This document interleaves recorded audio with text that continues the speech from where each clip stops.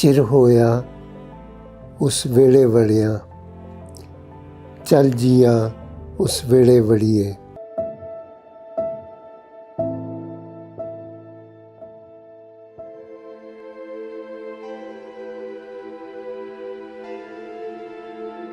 अहमद सलीम के साथ मेरा 4 दहाइयों से ज़्यादा एक रफ़ाकत रही है। अहमद सलीम पाकिस्तान के उन उंगलियों पर गिनने वाले बाज़ अमीर दानिशवरों में शुमार होते हैं जिन्होंने हमेशा अपने उसूलों पर अपनी ज़िंदगी गुजारी है। अहमद सलीम शायर भी थे, नावल निगार भी थे, एडिटर भी थे। उन्होंने तर्जमे भी किए हैं, दुनिया के बेहतरीन तर्जमे किए हैं मुख्तलिफ़ ज़बानों में। अहमद सलीम साहब से हमारी मुलाकात हुई थी कराची में। उस वक्त हमारा वो थिएटर ग्रुप था दस्तक। असलम को मतलब ज़िया-उल-हक़ ने निकाल दिया था और हमने वो थिएटर ग्रुप शुरू किया था। तो उसमें अहमद सलीम जो थे वो हमारे साथ थे। एक तो वो ज़ाहिर है कि इतना अच्छा लिखते थे, उन्होंने कुछ ड्रामे भी हमारे लिए लिखे और अनगिनत किताबें लिखी। सारी ज़िंदगी उन्होंने पाकिस्तान के अवाम की जमहूरी आज़ादियों के लिए, मुआशी इंसाफ के लिए तबकाती जद्दोजहद करते हुए गुजारी। वो मुहक्किक भी थे, मुअर्रिख़ भी थे, शायर भी थे, अदीब भी थे और आर्काइविस्ट जिसे हम कहते हैं। उन्होंने एक बहुत बड़ा कुछ 40,000 से ज़्यादा कुतुब और दस्तावेज़ात का एक आर्काइव इकट्ठा किया। हमारी तो वाक़फ़ियत या दोस्ती अहमद सलीम से थी कराची में, जब वो आए वहाँ पे, और हम दोनों ही लोग बहुत ही, जिसको आप कहें कि उसरत की ज़िंदगी गुजार रहे थे। हमने आना रोटी दाल मुफ्त खाए हुए हैं कराची में मौलवी मुसफ़र खाने पे और पाक कॉलोनी में जहाँ ट्रेड यूनियन ऑफिस था। अहमद सलीम जो हैं ना सिर्फ ये इंसानी हकूक़ के बहुत बड़े अलमबरदार थे, वो 175 के करीब किताबों के मुसन्निफ़, शायर, और सबसे बढ़ के उनका जो आर्काइव है वो रिसर्च करने वालों के लिए एक नेमत है। वो एक शख्स ऐसा था जो लिखता ज़्यादा था, बोलता कम था।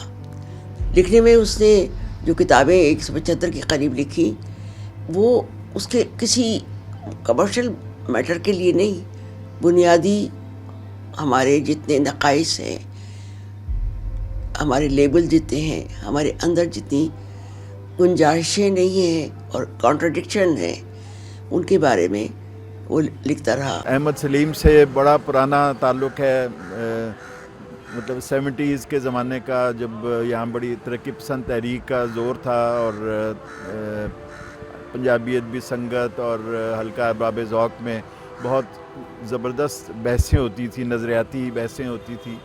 तो बड़ी मुख्तलिफ़ सोसाइटी थी और उसमें अहमद सलीम से हमारा तारुफ़ हुआ।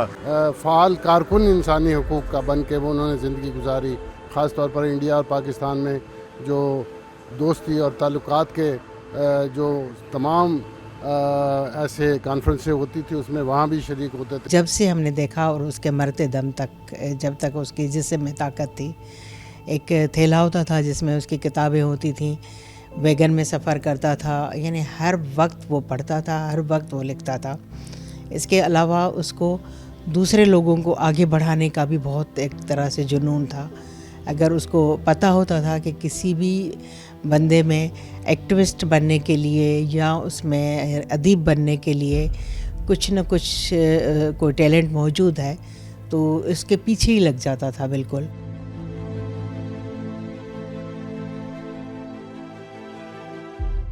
उनके जाने से जो नुकसान हुआ है वो बहुत बड़ा है।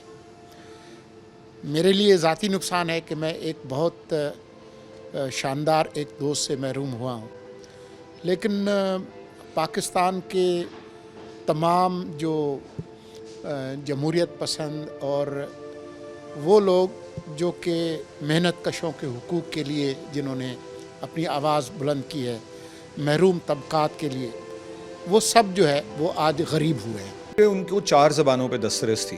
پنجابی ان کی ماں بولی تھی, مادری زبان تھی, ساتھ ساتھ اردو پہ ان کو وہی دسترس تھی جو انہیں پنجابی پہ تھی. سندھی زبان وہ بہت اچھی طرح جانتے تھے کیونکہ کراچی اور حیدرآباد جام شورو انہوں نے بہت وقت گزارا تھا, وہاں پڑھایا بھی تھا اور ترجمے بھی کیے. شیخ ایاز کا ترجمہ کیا سندھی سے پنجابی میں, شاہ لطیف کا بھی کر رہے تھے لیکن وہ کام مکمل نہ ہو سکا. اور اس کے علاوہ انہوں نے انگریزی میں بہت کام کیا. پارٹیشن کا جو پورا 1947 کے جو واقعات ہیں ان پہ ان کا بہت کام ہے.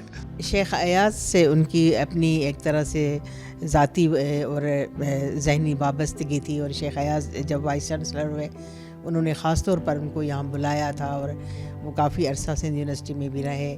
انہوں نے ان کی شاعری جو بیجل نے آکھیا جو ترجمہ کی تھی, جو شیخ ایاز خود بھی اس سے بہت خوش تھے. احمد سلیم کی یہ ذات ہے کہ اس کے جاننے سے پنجابی زبان کو میں اور خصوصاً جو ہماری مادری زبانیں ہیں ان کے ایک بہت ہی عظیم شخصیت ہمارے درمیان سے اٹھ گئی ہے, اور اس کا واقعی خلا پرونا بہت ہی مشکل ہے یا تقریباً ناممکن ہے. پنجابی زبان سے زیادہ جو کلچر اور جو ہسٹری اور ایک ترقی پسند سوچ جو ہے جو کہ پنجاب کی اور پنجابی زبان کی ایک خصوصیت ہے, اس میں انہوں نے بہت کام کیا. کہ احمد سلیم کی باقی پاکستان کے باقی صوبوں میں بھی بڑی قدر و منزلت ہے, اور سندھ ہو, بلوچستان ہو یا کے پی ہو, کیونکہ انہوں نے ہمیشہ جو ثقافتی حقوق ہیں اور سیاسی حقوق ہیں ان کے لیے سبھی قومیتوں کی حمایت کی ہے, اور لگاتار وہ کرتے رہے ہیں 70s 60s سے لے کے. اس وجہ سے ایک طرح کا وہ ایسے رائٹر تھے جو یونائٹنگ لنک تھے سبھی صوبوں کے. ਜਿਹੜੇ ਕਮਜ਼ੋਰ ਲੋਕ ਸਨ ਉਹਨਾਂ ਦੇ ਵਾਸਤੇ ਉਹਨਾਂ ਦੀ ਬਹੁਤ ਜ਼ਿਆਦਾ ਜਦੋਜਹਿਦ ਹੈ. ਉਹਨਾਂ ਦਾ ਸਾਰਾ ਤਖਲੀਕੀ ਕੰਮ ਜਿਹੜਾ ਹੈ ਉਹ ਪੰਜਾਬੀ ਵਾਸਤੇ ਹੈ, ਔਰ ਪੰਜਾਬੀ ਅਦਬ ਨੂੰ ਇੱਕ ਬਹੁਤ ਵੱਡਾ ਨੁਕਸਾਨ ਹੋਇਆ, ਔਰ ਐਡਾ ਵੱਡਾ ਨੁਕਸਾਨ ਕਿ ਜਿਹੜਾ ਦੁਬਾਰਾ ਪੂਰਿਆ ਨਹੀਂ ਜਾ ਸਕਦਾ. ਪਾਕਿਸਤਾਨ ਵਿੱਚ ਵਸਣ ਵਾਲੀਆਂ ਅਕਲੀਅਤਾਂ ਖਾਸ ਤੌਰ ਤੇ ਉਹਨਾਂ ਨੇ ਬਹੁਤ ਅੱਛਾ ਲਿਖਿਆ ਵਾ. ਇਸ ਉਹਦੇ ਉੱਤੇ ਜਿਹੜੀ ਸਾਡੀ ਆਵਾਜ਼ ਸੀ ਉਹ ਉਹਨਾਂ ਨੇ ਬਹੁਤ ਪਿਆਰੇ ਤਰੀਕੇ ਨਾਲ ਬੁਲੰਦ ਕੀਤੀ ਹੈ. ਔਰ ਅੱਜ ਅਗਰ ਤੁਸੀਂ ਵੇਖੋ ਕਿ ਇੱਥੇ ਕ੍ਰਿਸਚਨ, ਹਿੰਦੂ, ਸਿੱਖ ਸਭ ਆਏ ਹੋਏ ਨੇ, ਔਰ ਇਹ ਸਾਰੀ ਉਹਨਾਂ ਦੇ ਪਿਆਰ ਵਾਸਤੇ ਇਕੱਠੇ ਹੋਏ, ਉਹਨਾਂ ਦੀ ਲਿਖਤਾਂ ਵਾਸਤੇ ਇਕੱਠੇ ਹੋਏ ਨੇ.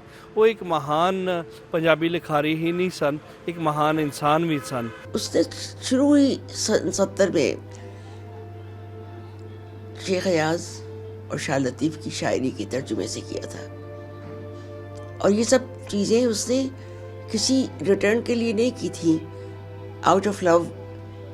اور اس لیے اس کو نام بہت سندھی ادب میں بھی مشہور ہے, اور پنجابی ادب میں تو اس لیے ہے کہ پنجابی زبان کی تحریک کو آگے بڑھانے کے لیے اور پنجاب میں جو چھوٹی چھوٹی تحریکیں تھیں ان سب کو مجتمع کرنے میں احمد سلیم کا بہت بڑا رول ہے.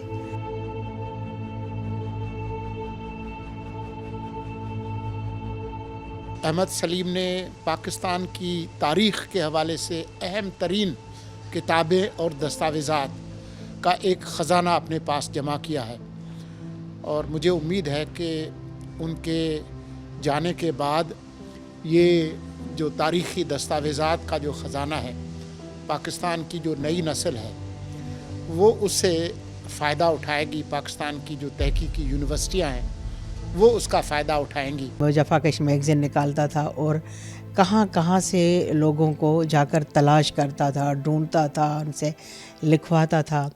اور سندھی, اردو, پنجابی کا بیک وقت وہ ایک بڑا رائٹر تھا. بیک وقت اتنا کچھ کرنا کہ ایک آدمی محقق بھی ہو, ادیب بھی ہو, شاعر بھی ہو, مترجم بھی ہو, ٹریڈ یونین بھی کام کر رہا ہو, ہیومن رائٹس کمیشن سے بھی تعلق ہو, اس کا ہیومن رائٹس سے بھی تعلق ہو. ان کی جتنی آمدنی ہوتی تھی وہ صرف کتابیں خریدنے پہ اور پھر اپنے آرکائیو میں رکھنے پہ, اور اس کو فلاح عامہ کے لیے کوئی بھی اس کو استعمال کر سکتا تھا.